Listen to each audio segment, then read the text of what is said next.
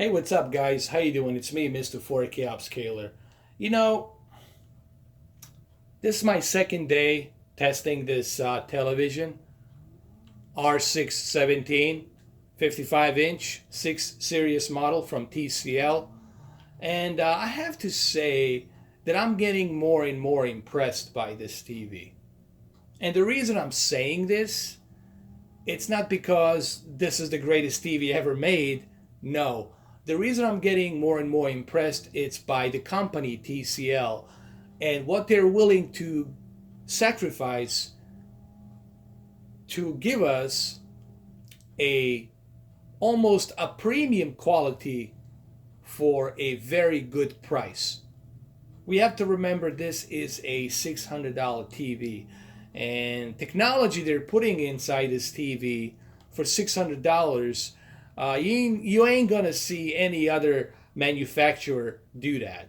Any other manufacturer out there is not going to do that. They're not gonna waste their resources and money to put something like photon technology to give us that wider color gamut, to give us 96 local dimming zones, to give us a motion flow, to give us a higher peak brightness, HDR, Dolby Vision, Roku 4K HDR, Dolby Vision built inside. You know, these are the things that cost money for the TCL to develop this. And also they give you a nice metal finish, nice look to it, premium look to it, okay? So it doesn't look cheap. So for $600, you're getting a really good deal, in my opinion. I think this is probably the best deal you're going to get, if you ask me, for $600.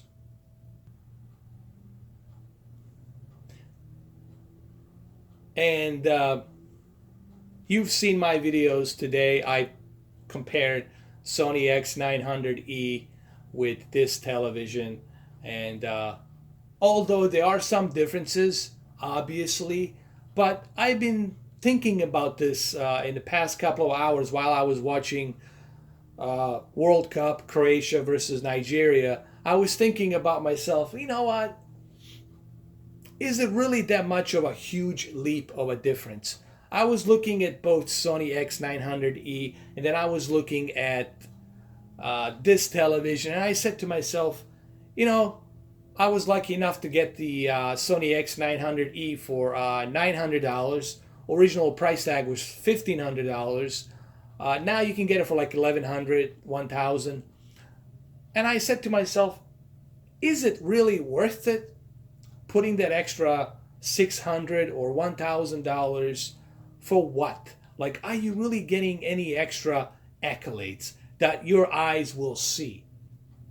You know, is everyday Joe and Mary, or everyday Tyrone and Tanisha, or everyday Gustavo and Josefina, are they gonna see that type of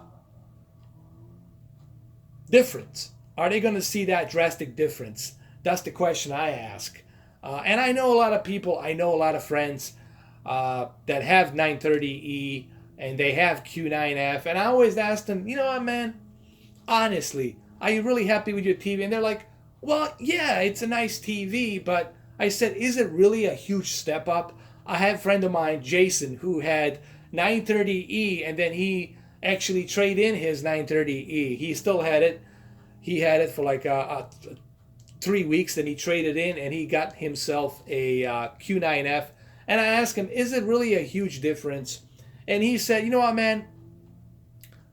Sitting from 7 feet away, 8 feet away, I really can't tell that difference. So what I'm trying to say here, and this is me talking to you as a regular person, not as some guy that it's, you know, using technical jogger and putting you to sleep, boring you to death. I'm talking to you as a regular dude.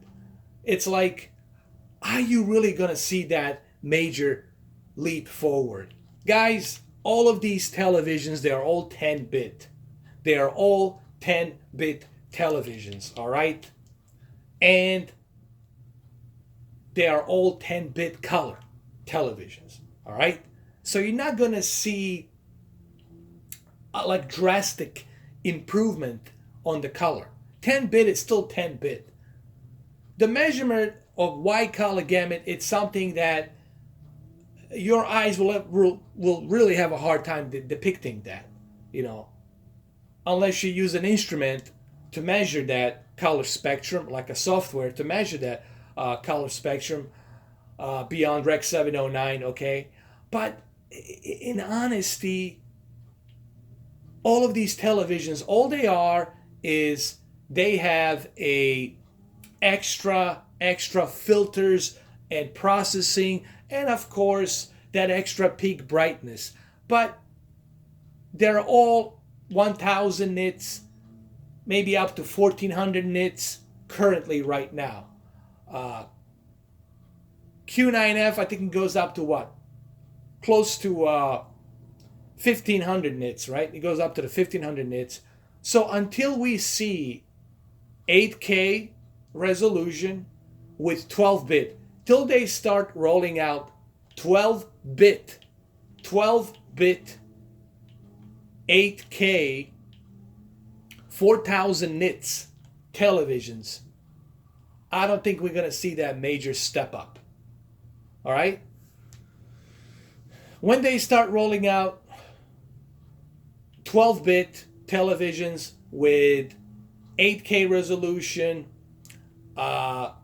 4000 nits of peak brightness, and a new HDR format, then we're going to see that difference. And of course, HDMI 2.1 chipsets. But that's down to the future. That's like 3 years from now, okay, for us until we see that. Maybe 2021. Okay, we're still stuck at 4K and 10-bit. So what I'm trying to say here is, do you need to purchase a television that's $3,000 when you can simply go ahead and purchase two of these televisions? You can get two TCLs, okay, for $1,200. Put one in the living room, one in the bedroom. And then you still have money left to purchase a console or a 4K player. So you gotta ask yourself a question, you know, do I need to spend this ridiculous amount of money on some of these televisions out there? Why? Because the company tells you so. No, you should go ahead and purchase something like this for I think TCL, the reason TCL is the growing company in the United States from China, and it's selling the best in the United States, is because they're giving us almost a premium quality picture television for $600.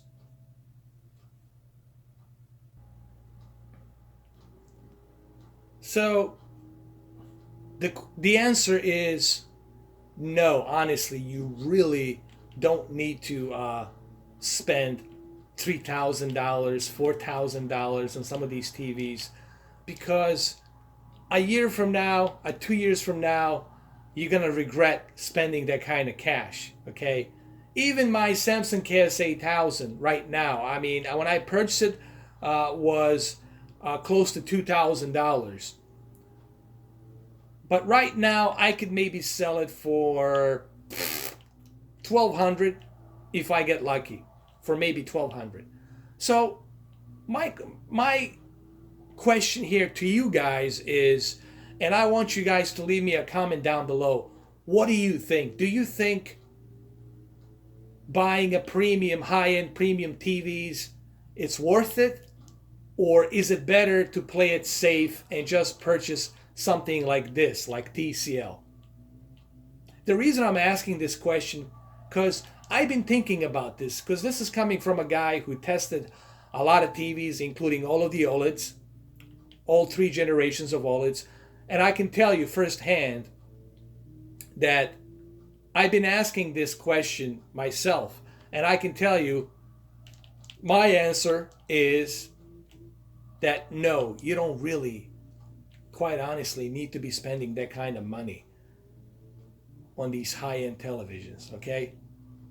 The only time you should spend that kind of cash is when next generation television comes out. Now, what's the next generation? The next generation is going to be 12-bit and 8K with HDMI 2.1 chipsets. So when the 8K 12-bit comes with the new HDR format and some ridiculous 10,000 nits of peak brightness, then you can go ahead and purchase that TV. You know, something ridiculous like micro LED 12-bit with HDMI 2.1 chipset and some new HDR and Dolby Vision Extreme format, then you will see that drastic difference. But right now, remember, all of the TVs are 10-bit, as I said earlier. All of the TVs are 10-bit, okay? They're just enhancing them a little bit with a higher peak brightness, better local dimming, better wider color gamut. But is that really worth it?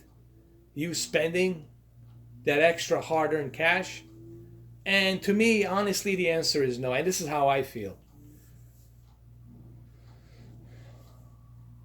I'm curious to hear what you guys have to say, how you guys feel about this. You know, and that's what this video is really about. It's about me asking you this question, like, how do you guys feel about that? Because I know you guys are passionate about TVs. I'm passionate about TVs. I have a bunch of TVs and a bunch of projectors and a bunch of 4K monitors. So I want to ask you, how do you guys feel? I mean, what's wrong with this television? There's nothing wrong with this. I think TCL is great. You get a great value for it, and you only spend $600. So my question is to you. Do you buy something like this? Or do you spend an extra $1,500 to get something like Q9F? Or maybe that new B8 or C8 OLED? Or that new A1 Sony, that new A1 OLED from Sony? Do you go that far? That's the question I want to ask you guys. Me personally, I think it's not worth it. I think it's way too overpriced for something that's still 10-bit technology. I don't care that it has OLED, okay? I don't care that it has higher local dimmings. I don't care about that crap. It's still a 10-bit television. So you're not purchasing a new generation television. You're purchasing still a current generation with some upgrades. It's still a 10-bit. This is why I try to remind people, it's still a 10-bit television. So, yeah, guys, drop me a comment. Let me know how you feel. And just in general, let me know how you feel. You know, do you think it's ridiculous to be spending $3,000, $4,000, $5,000 on a 10-bit television? Or do you think it's better to wait till the next generation of 12-bit, 8K televisions start popping out? You guys let me know. Because I'm curious to see what you guys have to say. It's the topic that's always been talked about. Everyone seems to be talking about this. And this is the question that I always get asked. I swear to God, not a day goes by where people don't ask me this question. So I'm asking you, what do you guys think? I already told you how I feel. I think that it's better if you just purchase something like TCL for $600. I think you can get a better, first of all, you're saving money. We all can save money. You're saving money, number one. Number two, you still have that extra money left to purchase a console. So I think it's better, in my opinion. But I want to know what you guys think. You let me know what you guys think. All right? All right, it's been about 15 minutes. This video was kind of me showing you how it looks on PlayStation 4 Pro. with Gran Turismo Sport on this TCL. As you can see, it looks great, runs great. But I also wanted to do this video to kind of hear how you guys feel about dropping $3,000 on a 10-bit higher end television or $600 on something that looks like a premium quality from TCL. I think it's a good debate. I will really want to hear what you guys think. Tell me what you guys think. All right, other than that, that's it. I don't know if there's anything else I can say, except that I personally think it's better to go with something like this instead of you cashing out $3,000, $4,000. Especially on something like OLED, where you know that thing's going to have some issues, some burn-ins, and some retention on the screen. You know, that retention on the screen is going to happen whether you like it or not. You know, it's going to happen. All right, anyway, leave a comments down below. Let me know what you think. Later.